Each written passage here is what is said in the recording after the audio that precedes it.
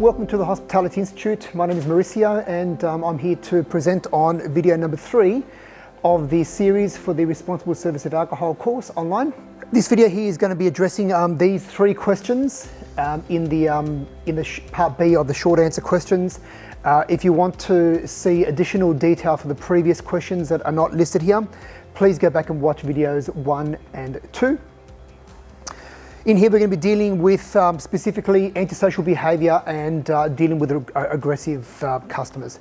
The first focus is, as we mentioned in the previous video, the focus here is to make sure that we don't set up the environment where customers are arriving at that point of intoxication. We know that when that happens is when customers start to get a bit out of control, the entire venue. If you lose control of that venue, it's very hard to bring it back. So preventing intoxication is a vital part of maintaining a safe environment. And there are many steps that you can put in place to make sure that you are reducing down the consumption and limiting the possibility of customers arriving at intoxication. One of those very clear ones is having staff walk around, having marshals walk around or managers walking around, security guards walking around, and just being able to observe what is happening in areas of the business where bar staff cannot see what is going on. As we know, not every customer approaches the bar to buy drinks. So if we can see what is happening at the tables, in the beer garden, in areas that staff are not serving, then we'll be able to get a better understanding of exactly what is going on. But that's one thing that you can do. You can make sure that every beverage that is purchased, you can decide to make sure that every drink is purchased by the bar, so staff are able to then observe that customer. So you can certainly wait for customers to reorder their drinks instead of approaching them. And you can certainly limit the amount of drinks that customers can purchase in bulk. Okay, offering food and water. Obviously, free water needs to be available for all customers. Offering food, encouraging food to your customers is also a very important part of maintaining a safe environment. We know that when customers consume food, substantial food, then we know it does reduce down the severity or how quickly they show signs of intoxication. So promoting food and requiring that they consume food. When you cut somebody off, you can certainly recommend they eat and they consume food before they're able to then resume drinking. So these are all different measures that you can put in place in order to maintain a safe environment. The other ones are what you do in regards to refusing entry to the business. A lot of venues have put a lot of strict guidelines in regards to gang colours of any nature. So being aware of what that might look like and having rules in place so security guards or managers or staff can be observant of this, of gang colours and what could cause an argument or a fight in the workplace.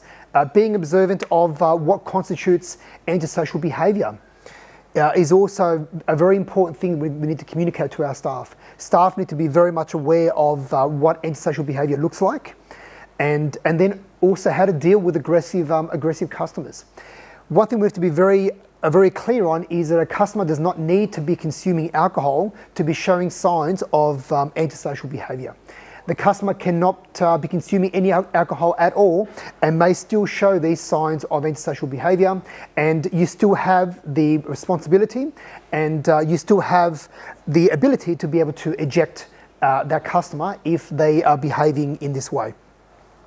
So in question number 11, it is asking you to provide an explanation of what it stands for and what are some examples of this behaviour. The next section we're going to go into is how to deal with aggressive behaviour, how to deal with antisocial behaviour, or how to deal with a customer that may have been showing signs of intoxication, where you now need to eject that customer or you've refused service to that customer and the person becomes aggressive. And you may need to seek help from a security guard or from a manager. But some of the clear guidelines that we need to be following in regards to dealing with this customer is in question number 12. So the most important thing that we need to understand here is your behaviour is absolutely vital. If you meet aggression with aggression, if you meet aggression with a very an approach where you are looking down to that customer and talking down to that customer, and the customer can read your non-verbal communication and get offended by your body language, that will cause a customer to possibly get much more aggressive. So make sure that we remain calm, we remain positive. Your body language is very, very important at this stage. It's not just the words that we say, it's the tone that we use and the body language that we exhibit. Make sure that that we need to understand that sometimes their response is mainly focused on ego and status. We need to be observant of that, and we need to take a stance where we are being assertive, but we are not coming across too heavy. Stand by your ground and stand by what you say, but make sure that we are polite and that you are showing that you do respect that customer and let them speak. Listening to that customer is a very important part of this. Bringing the customer and taking them away from their friends or from a group, embarrassing them in front of a group is not going to help the situation. So taking them away from the group or from the situation, talking to them in private is very, very important. That way you're able to engage with the customer one-on-one and get to hear them and hear them out, and then you're able to explain to them what signs you've observed, explain to them what the law is and why you are doing what you are doing. And we need to understand that we need to communicate to them that it's not us. It's nothing personal. It's the law. It's what every venue in the state needs to focus on. We're just doing our job. You see that with the previous question, these are some of the key guidelines that you need to be focusing on. Same with this next question here in regards to drink spiking. It's going to ask you to explain what is drink spiking. And as you can see here, there's two different examples of drink spiking. One definitely is going to be where somebody puts drugs into the drink of a customer without them being aware of it. But it also is alcohol. It's not just drugs. A friend of a customer, might be placing additional alcohol into the drink of that customer without them knowing. That is still considered to be drink spiking, and that is still illegal. Things that we can do in order to limit and reduce the impact of drink spiking. One of those is going to be that we want to make sure that we deal with that customer. We make the customer feel very comfortable. We call an ambulance if the person is showing signs that they are unwell. We want to also make sure that we keep the customer somewhere we can see them.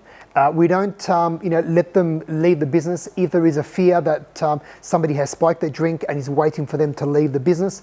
We need to keep them safe in the business where we can observe them, where security guards can protect them.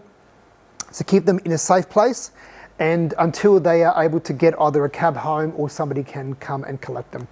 Things that you can do in the business is, first one might be that having a code of conduct, not leaving any glasses unattended, communicating to customers what drink spiking, what it might look like and what it can do to them. So making sure that they are taking their drinks with them wherever they go. So never leaving the drinks in a group somewhere where anybody can get access to them. Okay, and anything that is observed, any suspicious behaviour is recorded in your incident report and in your incident log and incident registers. So then we are able to provide that information to police, and we're able to record that information.